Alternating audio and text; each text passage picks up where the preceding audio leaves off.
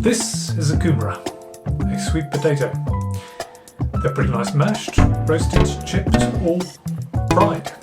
They're cheap as and good kai, but they're rarely the main event. So why then is there an 8-foot monument to them in an Auckland park? And how did the cult of the Kumara cross from one side of the Pacific to the other?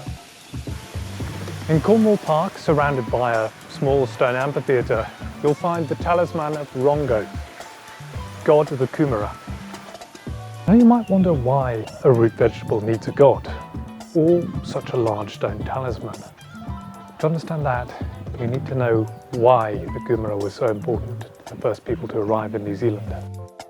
If you ever try to eat the tuber of a fern or boil up a cabbage tree, you'll realise it's a desperate state of affairs. Before European agriculture, grains and livestock arrived in the 1800s, the potato ruled supreme.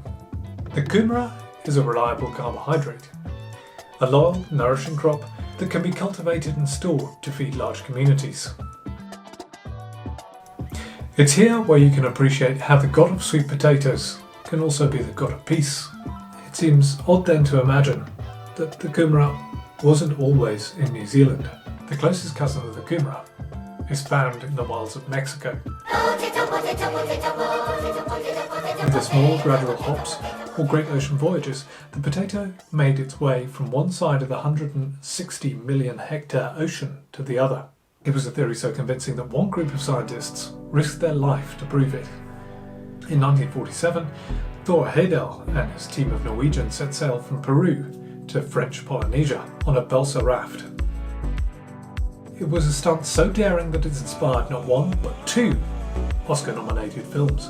Heyerdahl and 5 other sailors set off to prove that they could sail from one side of the Pacific to the other using only 1500-year-old technology, or die trying. While it's celebrated as an experiment in archaeology and navigation, their research in water conservation and nutrition were equally valuable. Catching mahi-mahi, they were able to supplement the rations which they were testing for the US Navy. However, they also brought with them foodstuffs that would have been familiar to both Peruvians and Polynesians. They took with them coconuts, roots, and of course hundreds of sweet potatoes. 101 days and 7,000 kilometers later, they arrived in French Polynesia, disorientated, a little sunburnt, but well nourished. What we did prove was that the Pacific Islands are well inside the reach of prehistoric craft from Peru. Crossing from one side of the Pacific to the other, drifting on a balsa raft, Heyerdahl proved it was a journey that's possible not only for humans, but also with the humble potato.